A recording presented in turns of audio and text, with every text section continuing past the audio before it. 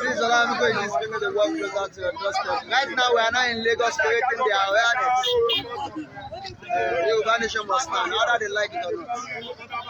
We are just trying to create awareness in Lagos State right now.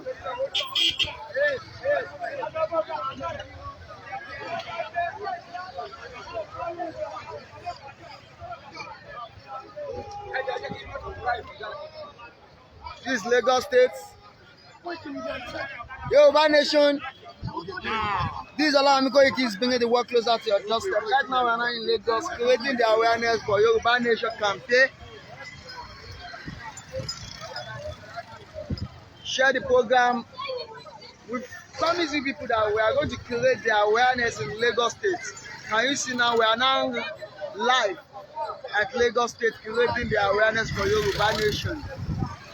Making media is bringing the work closer to your doorstep.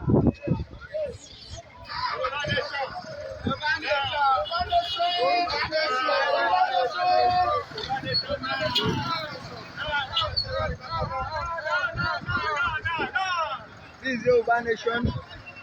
Right now we are creating the awareness. We have to create the awareness to enlighten our people. The purpose of we wanted to leave Nigeria. Kí ni ìdí tá fẹ́ fi orílẹ̀-èdè Nàìjíríà sílẹ̀?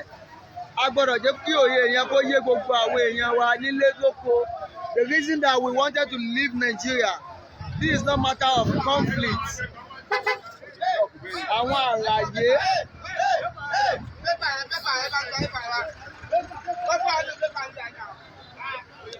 Àwọn àlàyé tá a gbọ́dọ̀ máa ṣe fún gbogbo ọmọ káàárọ̀ oòjíire. The reason that we wanted to leave Nigeria, this is not matter of fight.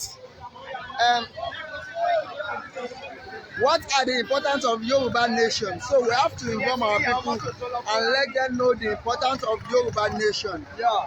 We are creating the awareness right now. Ẹ ká sọ bàbá mi. Ẹ ká sọ ọjà. Ẹ náà kí lè yí pẹ̀lú Yoruba Nation yìí sọ. Yoruba Nation yìí. Yorùbá ò fẹ́rẹ̀ jẹ mọ́. Ìtọ́rẹ́ wa jẹ́ ti tó.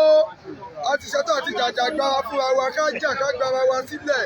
Káwúsá lọ tiẹ̀, kí Yorùbá lọ tiẹ̀. Ìgbò lọ tiẹ̀. Ìgbò lọ tiẹ̀. Káàmù tó kówó wa jẹ. Káàmù orúkọ ẹ̀, káàmù òdìlé wọn. Kájà fẹ́ tọ́ wa, ìrẹ́jẹ ti pọ̀ jù. Ẹ dákun ọ̀gá mi kí ni àmọ̀ràn tẹ́lẹ̀ gba àwọn ọmọ káàárọ̀ oòjíire tó kù fún ẹ pé mo fi sí àlàyé. Gbogbo ọmọ káàárọ̀ oòjíire pátápátá kó support Yorùbá Nation. Kájọ̀dọ̀ gbára, àkóbọ̀ dání, àkódà dání. Ọlọ́pàá tẹ̀lé olórí ọ̀rọ̀ ti ṣe wá ní ọ̀rọ̀ ẹnu ní kútó ọ̀fẹ́ náà sọ fún ìjọba. Kútó ọ̀fẹ́ òun náà sọ fún ìjọba. Káwọn èèyàn support wa kájọ pọ́ńpọ̀ pé àfẹ́ kíní àfẹ́. Ìrẹ́jẹ ti pọ̀. Àlẹ́ máa sìn yà ká sí bàbá ká sí ọmọ. Káwọn kan máa kó owó wa kí o kọ́ lè máa sìn wọ́n. Kò síṣẹ́, kò sí ìwé, oúnjẹ ò sí mọ́. Àlẹ́ máa ń jẹjẹ àlẹ́ ṣe nǹkan kan mọ́. So àfẹ́ mọ́ bọ́sọ̀pù ẹ̀ fún wa. This is Olamiko is bringing the work closer to your doorstep. Right now we are now in Lagos State. We have to create the awareness.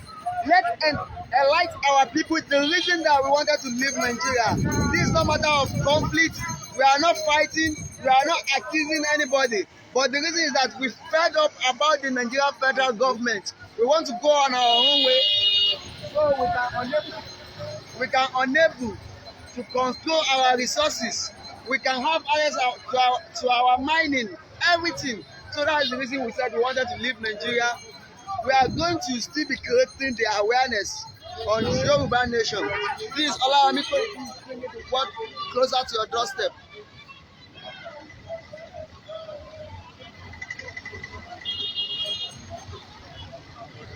We've been creating the awareness. We are not going to give up. We are not going to give up.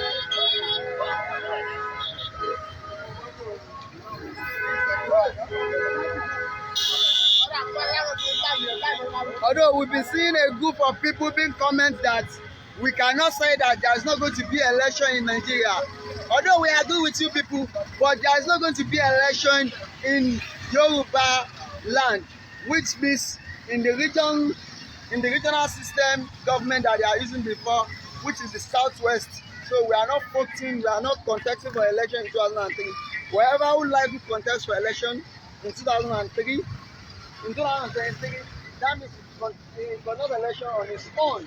It's not connecting for Yoruba people. We Yoruba wanted to go away from Nigeria. We are not supporting Nigeria again. We are not more Nigeria citizen again. We are Yoruba citizens.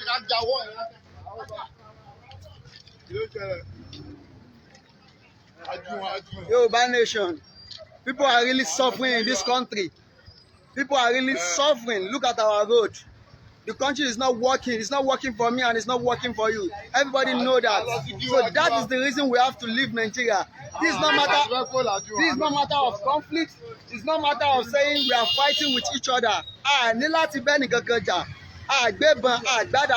just creating the awareness. People should know that we are about to leave Nigeria. We are tired of Nigeria. We want our own father's land, which is Yoruba nation. End Nigeria now and give us our Yoruba nation. That's what we need. A gbọ́dọ̀ máa ṣe àlàyé kíní yìí fún gbogbo ọmọ káàárọ̀ oòjíire. Kò sí àdá ní ọwọ́ wa, kò sí ọ̀bẹ ní ọwọ́ wa, àwọn kì í ṣe jàǹdùkú. A gbọ́dọ̀ jẹ́ kí àwọn èèyàn kí wọ́n mọ pàtàkì tá fẹ́ fi orílẹ̀-èdè Nàìjíríà sílẹ̀. Ìlú tí ò bá ti ṣiṣẹ́, ó yẹ kí a mọ̀ pé orílẹ̀-èdè Nàìjíríà láti in 1960 ó ti pé almost more than 60 years nísìn tí a ti gba independent. The country is not working. It's not working for anybody. It's not working for anybody. So we have to just leave this country. A gbọ́dọ̀ fi orílẹ̀-èdè yìí, a gbọ́dọ̀ fi kalẹ̀. Eléyìí kì í ṣe ọ̀rọ̀ ọjà, kì í sọ̀rọ̀ PDP, APC. Àbẹ́ni kankan jà. Àwọn ọmọ ìyá wa wọ́n ṣe òṣèlú. Òye kíní yẹn la máa jẹ́ kó yé wọn pé orílẹ̀-èdè yìí torí constitution tá ń lò in 1999 constitution is a fraud. It's not working for anybody. So àwọn àlàyé yìí ilà wa ó gbìyànjú láti máa ṣe fún gbogbo ọmọ káàárọ̀ oòjíire kí etí wọn lè là wípé eléyìí kì í ṣe ọ̀rọ̀ jàǹdùkú àbẹ́nibọ̀dì jà àbólóṣèlú kankan àmọ́ àlàyé táwa ń ṣe fún gbogbo wọn ni pé kò sí bí wọ́n yọ báwọn lè ṣe olórí wa tó wọn ò lè rí ṣe pẹ̀lú àwọn ìjọba amúnisìn tí a wà lórí ẹ̀. Ṣẹ́rí gẹ́gẹ́ bí òye tí òye gbogbo ọmọ káàárọ̀ oòjíire à ń pè kíní kan ní 1914 amalgamation. 1914 amalgamation yìí is a flood. Ọkùnrin ẹ̀dá ọmọkùnrin bí èmi èèyàn bí èmi olóso orílẹ̀-èdè Nàìjíríà papọ̀ láti máa jẹ́ ìlú. A ti fi wá wò ó, a ti gbìyànjú rẹ̀ lọ́tún lósì. A ti gbìyànjú rẹ̀ lọ́tún lósì. A ti rí i pé orílẹ̀-èdè yìí kò lè ṣiṣẹ́ bẹ́ẹ̀ sì ni kò lè lọ sí ìlọsíwájú. Fún ìdí èyí, a gbọ́dọ̀ la gbogbo ọmọ káàárọ̀ oòjíire. A gbọ́dọ̀ là wọ́n ní òye pé Yoruba nation, this is our father's land. Yoruba nation. Yoruba nation, òmìnira ilẹ̀ káàárọ̀ oòjíire ń ló jẹ gbogbo ọmọ káàárọ̀ oòjíire létí.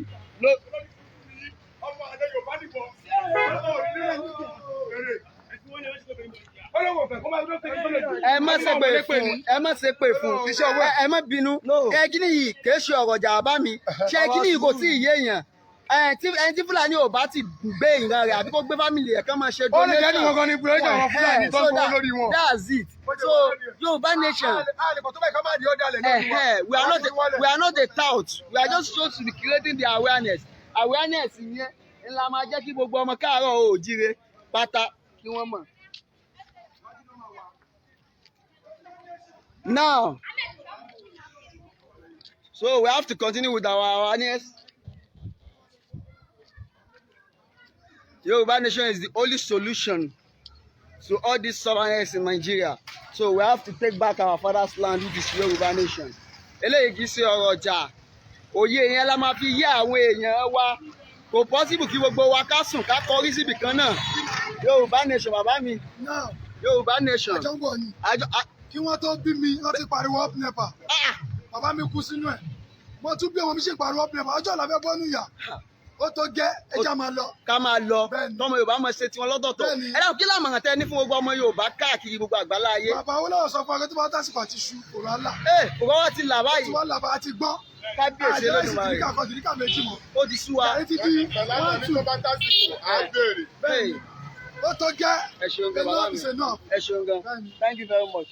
So we have to be creating the awareness, let the people know that this country is not working. It's not working. Everybody know. Ewo lele, titi lele yo. This titi express lele yo. Look at it. So the country is not working. The best thing is that we should just break this country down. We should break it. So everybody should go on their own way. It's not a matter of conflict.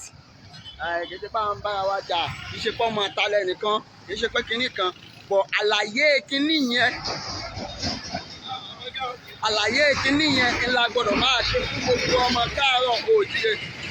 Once again, for those of you who are hearing my voice, you know me, that's me, Taiwo Opeyemi Tajudeen. I'm creating the awareness right now in Lagos State. Let the people know that Yoruba nation is our demand. Yoruba nation, Olafe. I've been telling people most of the time, this country is not working for me, it's not working for you. So why are we deceiving ourselves?